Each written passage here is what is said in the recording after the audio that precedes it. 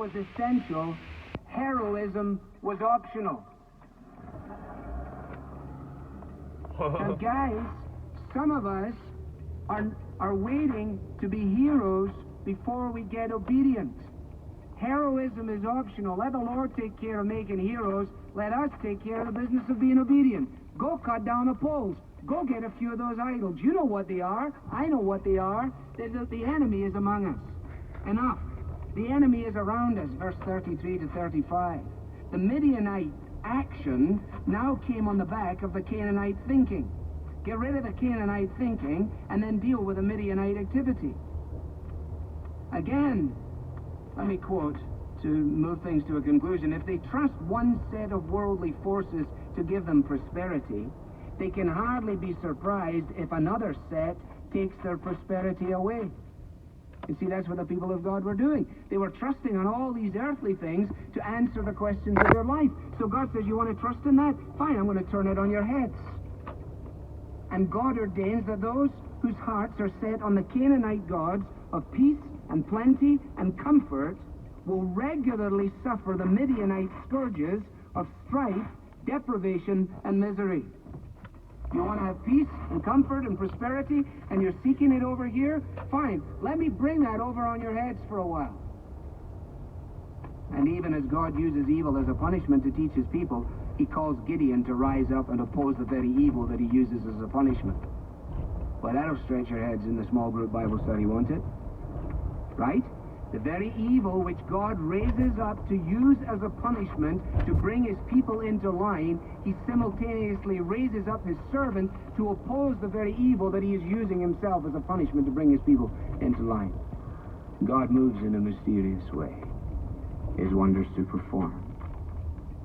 And so Gideon listens to the word, and he blows the trumpet. And he blows the trumpet in light of the latest invasion. And all the Midianites, verse 33, and Amalekites and eastern peoples, they joined forces and they crossed over the Jordan. They camped in the valley of the Jordan, and the Spirit of the Lord came upon Gideon, and he blew a trumpet. You know, if you only had the first part of the verse, and the Spirit of the Lord came upon Gideon, and he finished this sentence, you know, what would you say? I don't think you would say, and he blew a trumpet. Now, I don't want to be unkind to any trumpet players here, but blowing trumpets is not that big of a deal, unless it's purposeful. And of course it was. He blew the trumpet.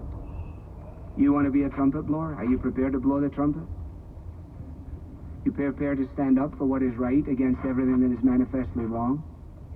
You prepared to stand up and call homosexuality a perversion, not an alternative lifestyle?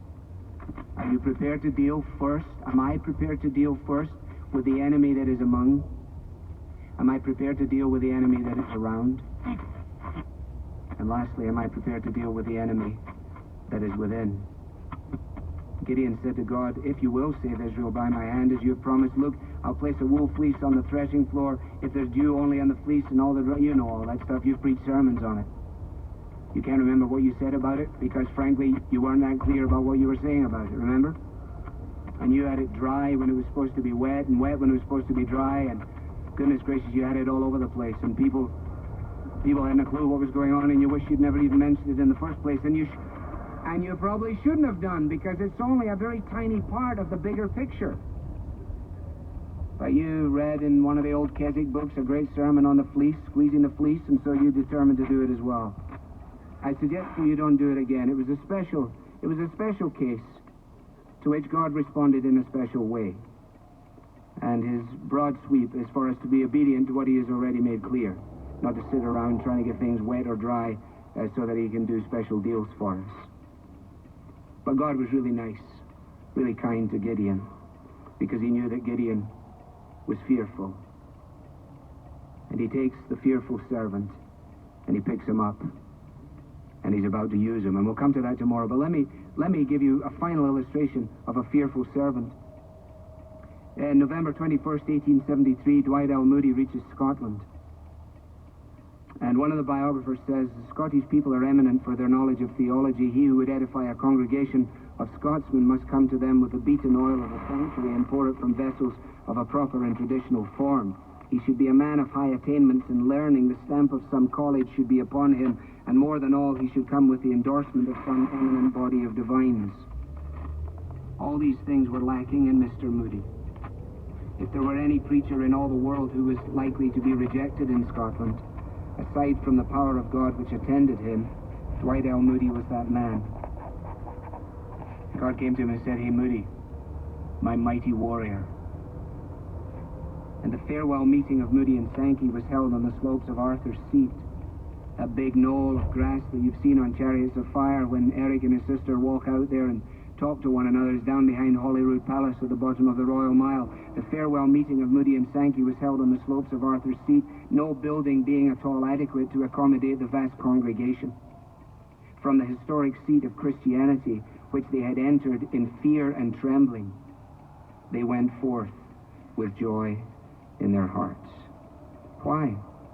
Because God, in the immensity of his purpose to redeem a people for himself, decided to pick up an interesting chap in the midst of his days and have him blow his trumpet.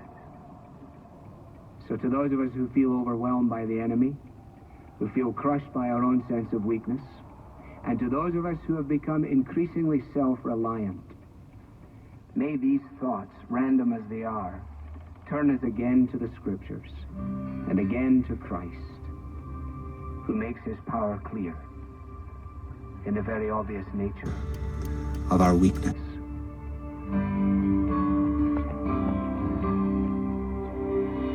All right, yeah, now, that was Mr. Alistair Biggs. Been listening to him for years on the radio. Great pastor, preacher. This is what I was going to tell y'all, is that often the sermons that I choose or topics that I choose to talk about, the Holy Spirit leads me to talk about, really. I often find, preachers like Alistair Biggs and many other preachers that are worldwide preachers, that everybody can hear on the radio and TV and stuff. They'll be preaching the same stuff, so we're all aligned with the same spirit as one and don't even know it. We be preaching the same sermons, and so right there you can see what I'm preaching is real. All you seen was just another aspect of how it can be preached. But I'm preaching this. I preach the same exact thing that Alistair Biggs preached just now, but I got a different crowd, and I got different people to reach, and mine works for me, his works for him, but it's all the same subject, same spirit, just different ways to present. I'll say it like this. It's this one guy I like to listen to. His name is Tim Grover. He's a pretty good, great motivational speaker, and also, been a great trainer to Michael Jordan, Dwayne Wade, different people like that. So Kobe Bryant, the great, late, great, and he says that, it's many methods to winning. There's not one way to lead. There's not one way to win. Only one way to win.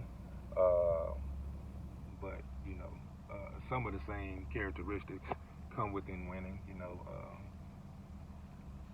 The passion, the commitment, the consistency, those things of that nature. But I'll holler at y'all later, man. I love y'all. I just want to tell y'all that. Peace.